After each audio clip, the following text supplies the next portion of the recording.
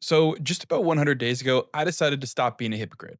Let me explain. There's a lot of talk out there from the internet gurus and podcasters endlessly claiming about how you can rewire your brain and even your heart with one simple practice, the practice of gratitude. And honestly, I took that talk seriously because even I facilitated classes on how to practice it. I've stood in front of people and I've taught the benefits. While I think I knew this theory and I've had all the talking points, if I'm being real with you, I didn't actually have the data. And it kind of felt like I was selling a map to a place where I'd never actually visited or been before.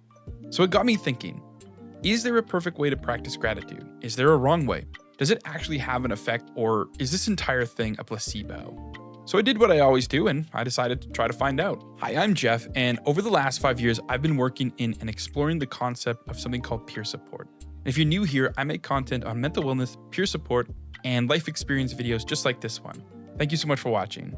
So here's how I did the challenge. Simply, for 100 days, I was going to practice gratitude, with the aim of being intentional and consciously aware of what I was doing. Basically, what that means is I would put a boundary around when I practice and how I practice so I could focus on the practice. And I chose my favorite way of doing anything that involves tracking, which is journaling. My goal was to try to write 3 things that I was grateful for in the morning and 3 things I was grateful for before I went to bed. Now, I want to pause here and just fill you in on the first thing that I learned, which this whole thing kind of sounds simple, just sitting down and journaling every morning and journaling every night. But it actually turned out to be way more complex than I thought. Because when doing this challenge and doing the research, I wanted to do it the quote unquote right way. After about 4 or 5 hours of research, I came to realize that the pressure to do it the right way was honestly paralyzing. There are so many courses and people online telling you exactly how to be grateful that honestly, I kind of got fixated. And after I wasted all that time researching, I came to the realization that for me, if I was going to do this, simpler would be better. And while I'd love to say that I stuck with doing one method the entire time, I didn't. We'll get to why a little later on in the video. For the first month, I'll be straight with you, this kind of felt like a job. I'd wake up, I'd grab my pen, I'd stare at the blank page, and because I was trying to be intentional, my brain would freeze. I noticed that after a few days, I would end up writing down the same generic stuff every single day. Stuff like, I'm grateful for coffee, I'm grateful for my bed, I'm grateful for the sun. And it kind of felt like it was sort of shallow and a little bit performative, like I was just sort of going through the motions just to say that I got the task completed for the day. And the part that I found really weird was I was honestly starting to get kind of annoyed.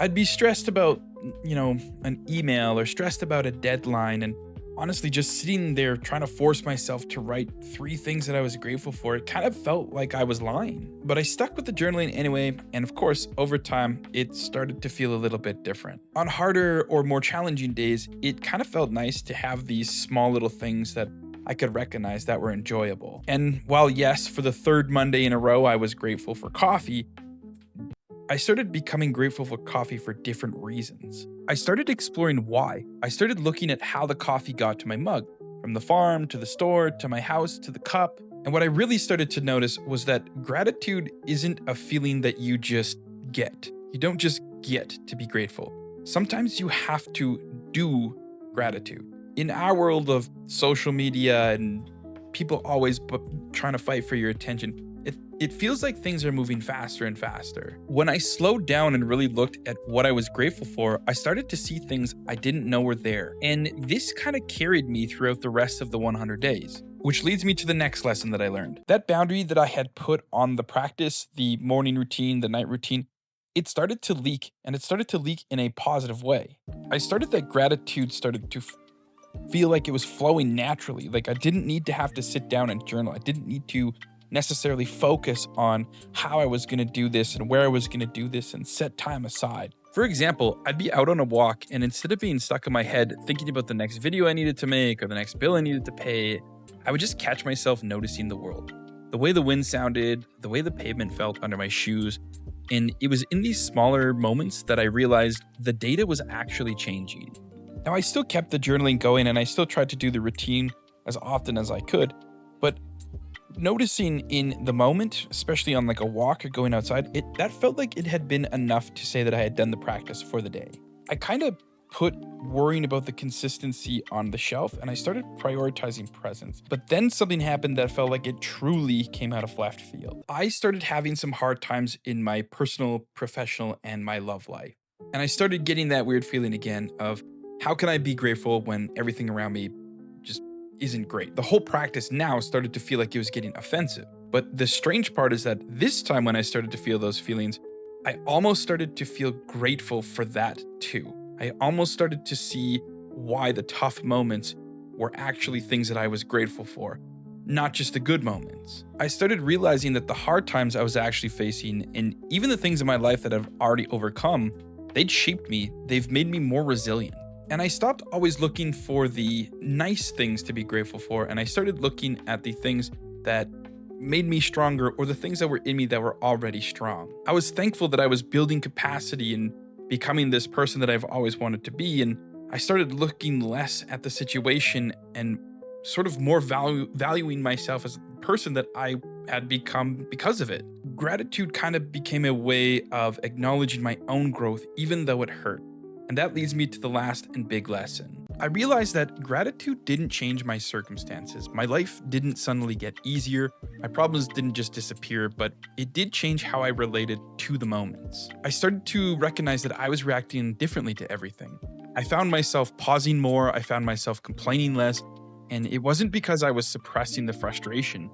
It was more because I was noticing other things alongside it. It felt as though I had created space, kind of like a wider frame on a camera. Before, the stress was the only thing in the shot, and it kind of consumed the whole screen. But now the hard thing is still there, but it isn't the only thing in the room anymore. It's just one part of a much bigger picture. And that space, that tiny bit of breathing room, that's the real data. That's the actual result of the 100 days. At least it was for me. So, after the 100 days, after the research, the boring mornings, the complacency, and the hard conversations, what is the conclusion? Can practicing gratitude actually change your feelings? Can it change your behaviors? Can it make you happier? And can it leave you more productive? And while I can't answer that for you, I can tell you this. My inner voice feels different.